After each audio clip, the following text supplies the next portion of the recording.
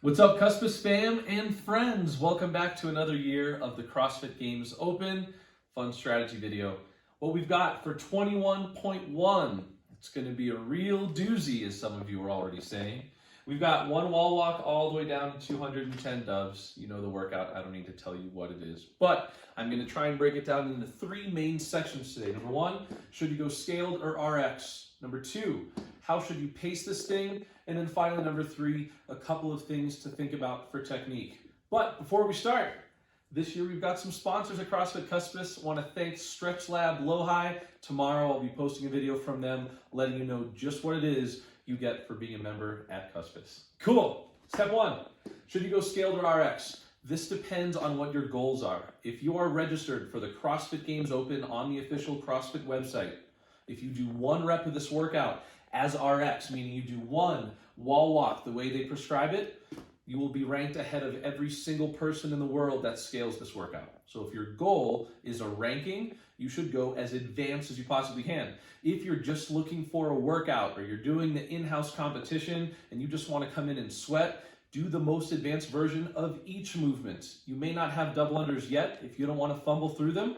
Do single unders, but full wall climbs. At this point, it's up to you. If you're going RX though, we need to make sure we meet the standard every single rep. Same thing with double unders. Now, many people want to be able to go RX for the sake of going RX. If that means you get tripped up and only make it through 8 doubles in the entire 15 minutes, you still made it through the workout as prescribed. So decide which is more important to you. The other thing, safety first. Being upside down, specifically when your shoulders are very, very tired, can lead to some potentially disastrous scenarios. So my advice to you is do something today in this workout that you will allow yourself to come back to the gym tomorrow. It is not worth getting hurt over an open workout. I promise you. All right, number two, pacing. Wall walks or bear crawls for the scaled version. Jump rope, whether it's singles or doubles. My advice is going to be this, max minus, meaning whatever your max is, stop before that. I want you to break early and break often. If you know you're an RX athlete, you're super competitive and these movements won't get very challenging for you, you know you're just going to try and redline and hang on. But most people are not that athlete. So if you know that you're probably going to start to struggle when you get to 3, 6, or maybe 9 wall walks, what I'd recommend doing is take longer rests while you're on the ground.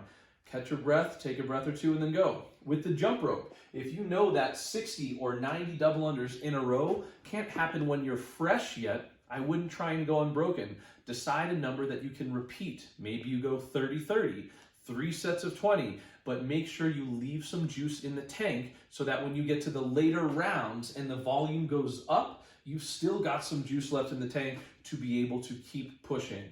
We don't want to waste reps. The standards for the wall walks are going to be pretty specific. Hands down, feet up on the way down. Hands down, feet stay up. We don't want to make sure that we get upside down and then get no reps, or that we get so tired on double unders that we fumble with the rope every rep. So break early, break often if you need to, leave some in the tank. Finally, technique. What is something you can think about if you're going to be all the way upside down on the wall for the RX, or even halfway up on the wall? Reach and core. What's funny is I already had an athlete I coached at another gym say, hey, all those wall walks you did in warm-ups are finally paying off, because I talked about all of these main cues. Arms long, active shoulder, reach, keep your core tight. What Emily said was light as a feather, stiff as a board. If my body is soft as I try and push myself up the wall and I'm arching my back, this is not going to be a sturdy position. It's not going to be a powerful position, and I'm going to be fatigued even more quickly. Instead, if my body can stay rigid the whole way up, you will be stacked and strong through the full range of motion of the rep. It may feel like it's more work, but I promise you, the tighter you can stay and the longer your arms can be, the more efficient you're going to be.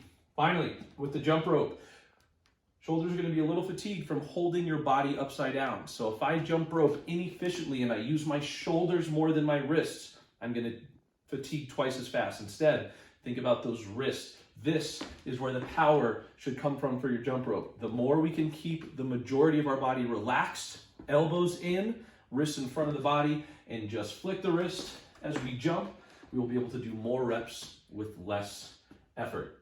I think that's all I got for this week. This is going to be the easiest technique and strategy video since these movements are fairly non-technical. Please make sure we're safe, we're smart, have a great time, and I look forward to seeing you next week. As always, good luck, have fun, I believe in you.